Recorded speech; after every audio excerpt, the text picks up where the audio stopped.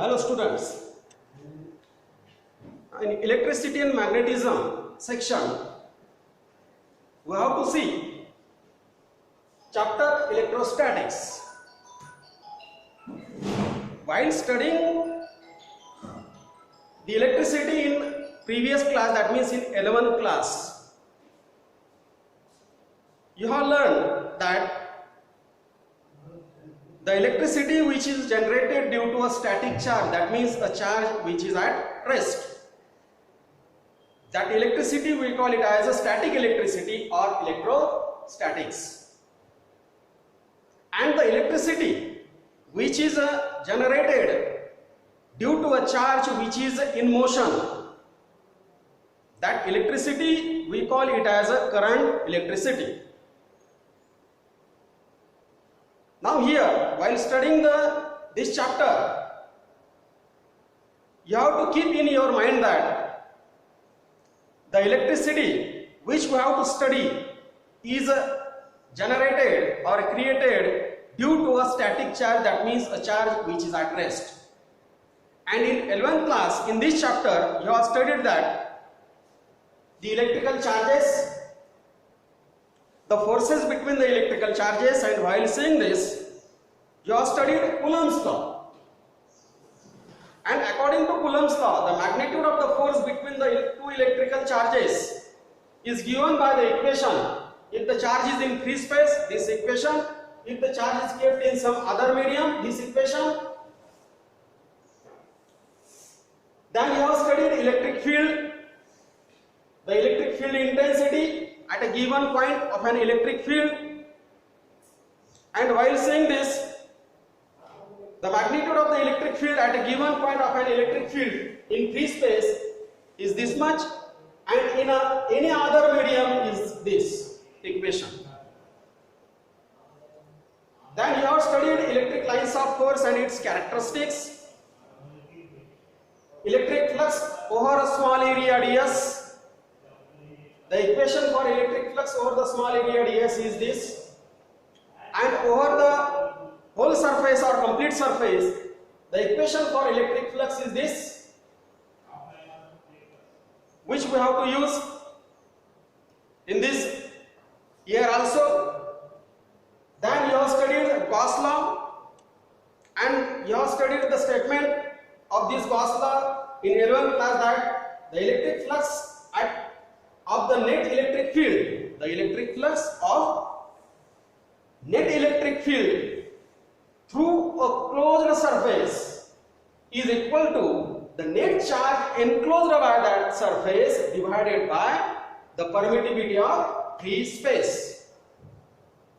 And the equation for Gauss law is that this equation, you have studied that. Then the electric dipole moment, the continuous charge distribution, and while studying the continuous charge distribution, you have learned linear charge density lambda, surface charge density sigma, and the volume charge density rho. Now in this year, in 12th class, first of all, in this chapter electrostatics, you have to learn application of Gauss law. Therefore here, your 12th syllabus starts from this application of Gauss law. You have to study some application. The first application is that you have to study or you have to determine the electric intensity due to a uniformly charged spherical cell or a hollow sphere. And so as to determine this electric intensity by using Gauss law, let us suppose that you are given a spherical surface, a hollow spherical surface of radius capital R. A positive charge of magnitude q is given to this surface, and that is uniformly distributed over its whole surface. The total charge q in terms of surface charge density sigma is equals to the area 4 pi r square into the surface charge density sigma. Now to determine the electric intensity at a distance r from the center of the sphere, charged sphere, let us take a Gaussian surface of radius r. Now what is the Gaussian surface? While studying the application of Gauss law, we have to take a Gaussian surface. Now Gaussian surface is an identical imaginary surface. What is a Gaussian surface? It is an identical imaginary surface which we have to take away from the given charged surface. As the given charged surface is spherical surface, here we have to take a Gaussian surface as a sphere. And as we have to determine the electric intensity at a distance small r from this center of the charged spherical surface, therefore here we have to take a Gaussian surface of radius small r. The electric intensity over this Gaussian surface due to this charge q is same at any point over this Gaussian surface, and at any point over this Gaussian surface it is normal. Hence here let us take a small area ds around a point P over this Gaussian surface, and the electric intensity at a point P over this area ds is normal.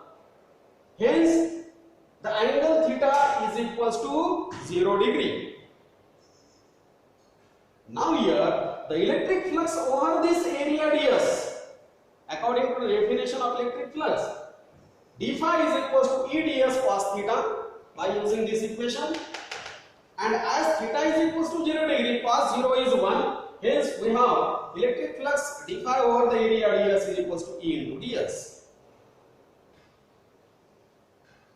Now here the total flux over the Gaussian surface phi is equals to integration d phi, that is the integration E into ds. E is a constant, take outside the integration, and integration ds, that means total area of the Gaussian surface, that is a 4 pi r square. Let us call this as equation number 1. Now we have to use the Gauss law. According to Gauss law, the total flux over this Gaussian surface is equals to the total charge enclosed by the Gaussian surface divided by epsilon 0, and total charge enclosed by this Gaussian surface is q. Hence total flux over the Gaussian surface according to Gauss law is q upon epsilon 0. Let us call this as equation number 2. Let us equate equation 1 and 2. By equating equation 1 and 2, we have here q upon epsilon 0 is equals to 4 pi r square into E, or electric intensity at a distance small r from the center of the charged spherical surface is equals to 1 upon 4 pi epsilon q by r square. As here q is equals to 4 pi capital R square into sigma, let us substitute the value of q here in this equation. We get E is equals to sigma r capital R square upon epsilon 0 small r square. If the charged sphere, if this charged sphere is kept in some other medium whose permittivity is epsilon, having a dielectric constant k, then here same equation we write it is equals to 1 upon 4 pi epsilon q by r square, or in terms of dielectric constant 1 upon 4 pi k epsilon 0 square k epsilon 0 q by r square, or in terms of radius of these spheres we have this equation. We stop here. Thank you.